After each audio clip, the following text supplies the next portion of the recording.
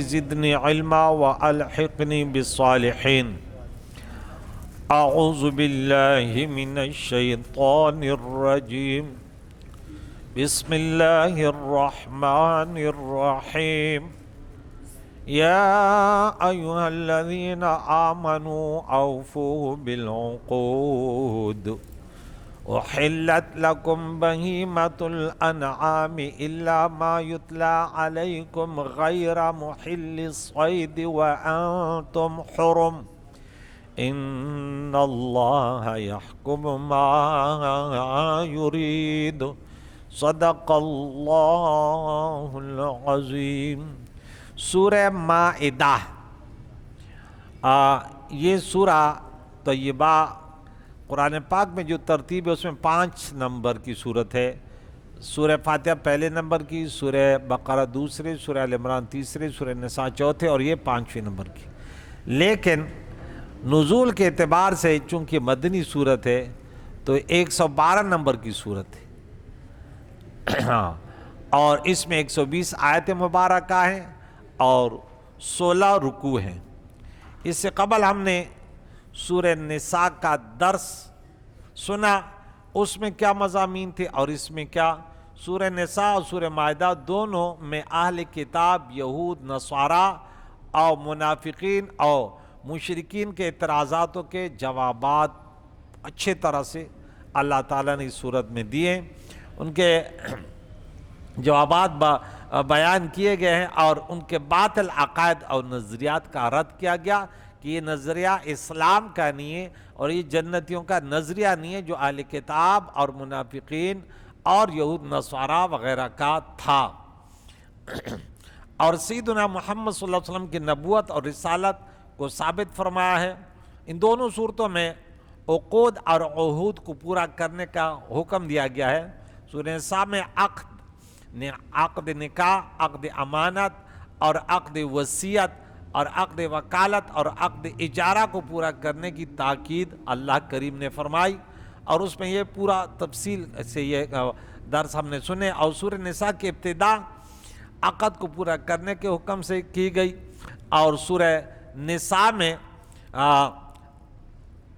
تحریم خمر، انگور کی شراب کی تمہید بیان کی گئی تھی کہ 43 نمبر آیت میں کہ نماز کے قریب نہ جانا حالت نشے میں. اسی طرح سورہ بقرہ میں بھی اور سورہ مائدہ میں قطعی طور پر آیت نمبر 90 میں بیان کی کہ انما الخمر والمیسر والانصاب رجس من عمل الشیطان. اس کو قطعی طور پر خمر کو حرام قرار دیا گیا اور جوا وغیرہ کو.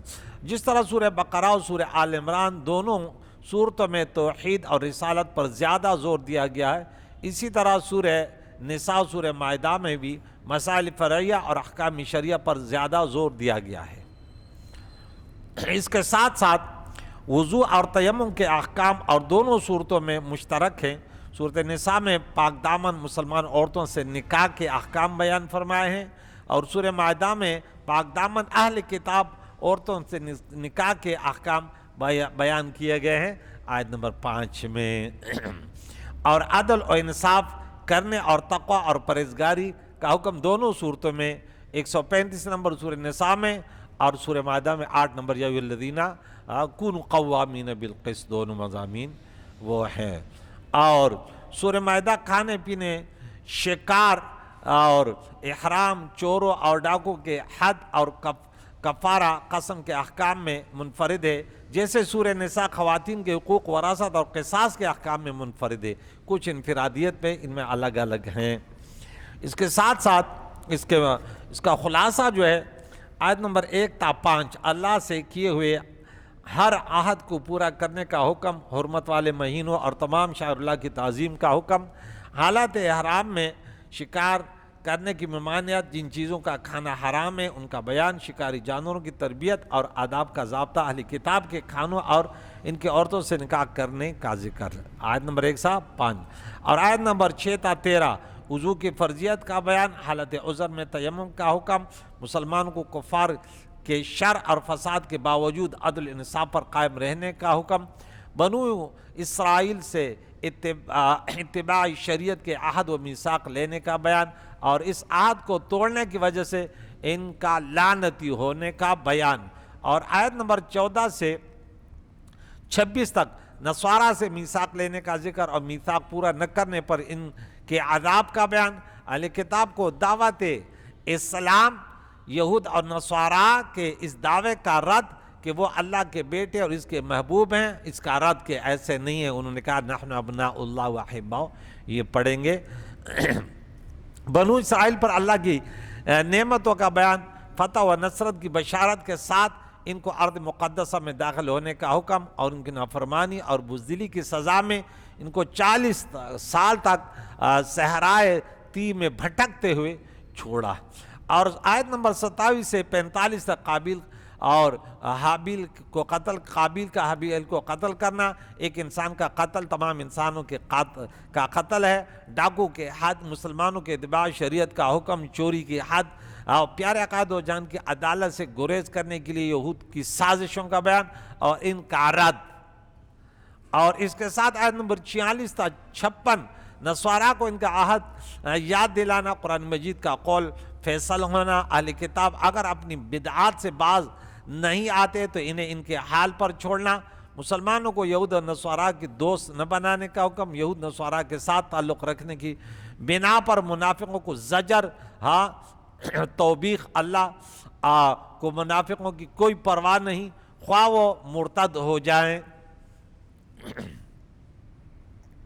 اور آیت نمبر 57 تا 71 57 تا 71 یہود کو دوست بنانے پر منافقوں کو ڈانٹ ڈپٹ، یہود کی دھوکہ بازی اور ان کے علماء کے خلاف سازشوں پر تنبیہ، یہود کے اللہ پر طنز کا جواب، یہود کا جنگ کی آگ بھڑکاتے رہنے کا بیان، اہل کتاب کو دعوت اسلام، یہود کا اللہ سے عہد و میثاق کرنے کے بعد اس کے خلاف کرنا اور نبیوں کو قتل کرنے کا بیان۔ اور آیت نمبر 72 سے 86 تک نصارہ کے عقیدہ حلول اور تثلیث کا کفر ہونا، حضرت عیسیٰ علیہ السلام ان کی والدہ کا صحیح مرتبہ، بنو اسرائیل پر حضرت داؤد اور حضرت عیسیٰ علیہ السلام کا لعنت کرنا، اسلام دشمنی میں یہود، مشرکین قریش اور نصارہ کے مزاج کا فرق، عیسائیوں میں سے حق پرستوں کی تحسین، قسیسین اور رہبان، اور یہ بات۔ اور آیت نمبر 87 سے 1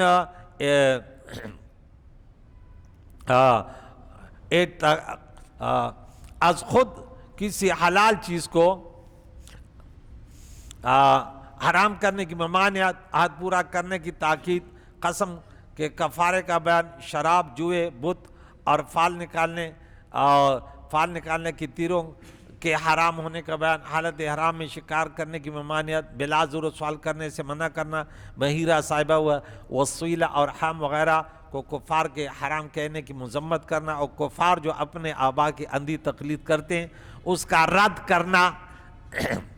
107 تک گیا، پھر 108 تک، 87 تا 108 آگے 109 سے 120 تک سفر میں وصیت پر گواہ مقرر کرنے کی ہدایت، گواہی کے آداب اور احکام، قیامت کے دن انبیاء علیہ السلام کو عموماً اور حضرت عیسیٰ علیہ السلام کی خصوصیت اپنی امت کو تبلیغ کرنے کا بیان، حضرت عیسیٰ علیہ السلام کے حواریوں کا حضرت عیسیٰ علیہ السلام سے نزول مائدہ کھانے کا خوان کی درخواست کرنا اور ان کے لیے آسمان سے مائدہ کا نزول ہونا، عیسائیوں کے ابنیت کے مسیح کے عقیدے سے حضرت عیسیٰ علیہ السلام کا بیزار ہونا، حضرت عیسیٰ علیہ السلام کا گنہگاروں کی شفاعت کرنا اور اللہ کی عظمت اور کبریائی کا بیان کرنا۔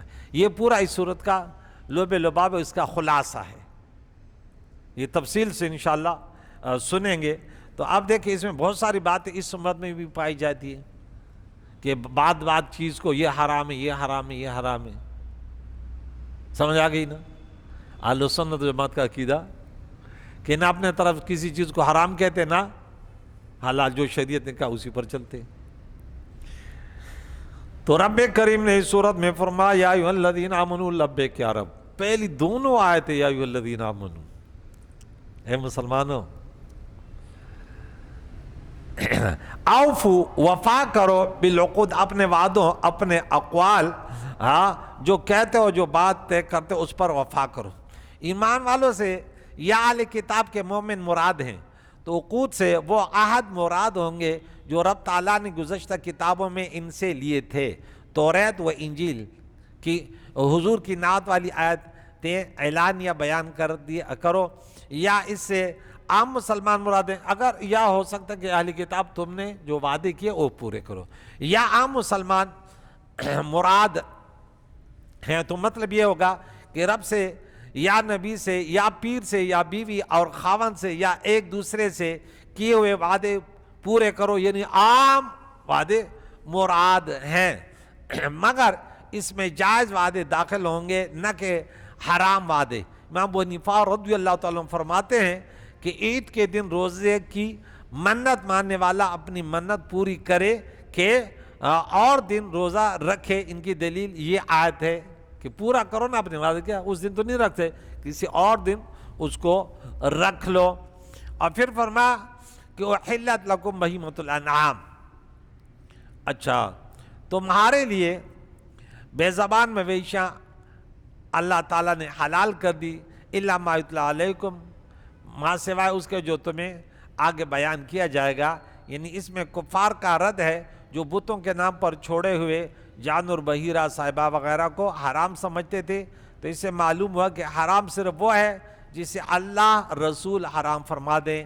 حلال کے لیے خاص دلیل کی ضرورت نہیں، کسی چیز کا حرام نہ ہونا ہی حلال ہونا ہے. ہم آیت نمبر سورۃ نمبر 2 آیت نمبر 29 میں والذی خلق لکم ما فی الارض جمیعا میں بیان کریں کہ اصل الاشیاء الاباحہ ہے. اور ہاں غیر محل الصید وانتم حرم، اور مگر شکار کو حلال نہ جاننا حالت حرام میں، یہ حلال بھی تم پر پھر اس کا ذبح کرنا، اس کا وہ شکار کرنا حرام ہے. احرام کی حالت میں خشکی کا شکار کرنا حرام ہے، دریائی شکار جائز. خیال ہے کہ محرم کا شکار کیا ہوا، نہ محرم کو حلال ہے نہ غیر کو. احرام خواہ حج کا ہو یا عمرے کا ہو. ان اللہ یحکم ما یرید، اللہ تعالیٰ فیصلہ فرماتے جو ارادہ کرتا ہے. تو اس پر ہم تفصیلی گفتگو کریں گے کہ عقود کا کیا معنی ہے. کہ اللہ نے فرمایا اپنے عقود کو پورا کرو. عقود عقد کی جمع ہے. عقد کا معنی ہے کسی چیز کو پختگی اور مضبوطی کے ساتھ دوسری چیز کے ساتھ واصل کرنا، ملانا، یا ایک چیز کو دوسری چیز کے ساتھ گرا باندھنا. عقدہ عقد نکاح. عہد کا معنی ہے کسی چیز کو لازم کرنا، اور عقد کا معنی ہے پختگی کے ساتھ کسی چیز کا التزام کرنا ہے. یعنی اس لزوم کو ماننا. اور عقود سے مراد وہ عہود ہیں، وہ وعدے ہیں جو اللہ اور بندوں کے درمیان کیے گئے، یا وہ عہود ہیں جو بندوں نے آپس میں عقد بیع اور عقد نکاح وغیرہ کے ساتھ کیے، یا جو لوگوں نے ایک دوسرے کے ساتھ دینی اور ایک دوسرے کی مدد کرنے کے عہد کیے، یا جس چیز پر حلف اٹھا کر عہد کیا گیا ہے، نہ کہ غیر شرعی. شرعی معنی ہے اللہ تعالیٰ نے فرمایا اے ایمان والو اپنے عقود کو پورا کرو. اللہ تعالیٰ کی ذات، صفات، اس کے احکام اور اس کے افعال کو ماننے اور قبول کرنے کا نام ایمان ہے. اور اس کا تقاضا ہے کہ ایمان والے اس کے تمام احکام پر عمل کرے، اور جن کاموں سے انہیں منع کیا گیا ان سے باز رہیں. لہذا جو شخص ایمان لاتا ہے اس کا ایمان اس عقد اور عہد کو متضمن ہے، شامل ہے کہ وہ اللہ تعالیٰ کے تمام احکام کو بجا لائے. یہ عہد ہے. جب لا الہ الا اللہ پڑھا تو تمام عہد پورے کرنے ہیں نا. جیسے آپ نے فوجی کا لباس وہاں پہ جا کے داخلہ لیا، تو اب یہ تمام جو ذمہ داریاں فوج کی ہیں، اب اسی دن آپ نے جب لباس پہنا تو آپ نے یہ عہد کیا کہ اب ملک کے حفاظت کے لیے ان کے بارڈروں پر جان کی ضرورت پڑے گی تو پیچھے نہیں ہٹوں گا. تو اسی طرح اوفوا بالعقود کہ جب تم نے کلمہ پڑھ لیا تو اب اوامر اور نواہی، سب کا نواہی سے اجتناب لازم آ گیا، اور اوامر کا امتثال حتی الامجا جو آپ کے بس میں ہے.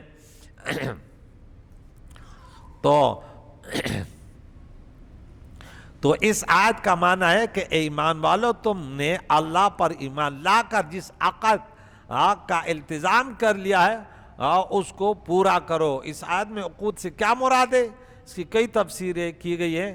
امام ابن جریر اپنے سند کے ساتھ روایت کرتے ہیں، عبداللہ ابن عباس رضی اللہ تعالیٰ عنہما نے فرمایا اللہ تعالیٰ نے اپنے بندوں سے یہ عہد لیا ہے کہ وہ اس پر ایمان لائیں، اس کی اطاعت کریں، جن چیزوں کو اس نے حلال کیا ہے ان کو حلال قرار دیں، اور جن چیز کو اس نے حرام کیا اس کو حرام قرار دیں، جو عقیدہ اہل سنت جماعت ہے۔ ابن زید اور زید بن اسلم نے کہا اس سے مراد وہ عقد اور عہد ہیں جو لوگ آپس میں ایک دوسرے کے ساتھ کرتے ہیں، مثلا قسم کھا کر معاہدہ کرنا، عقد نکاح اور عقد بیع وغیرہ۔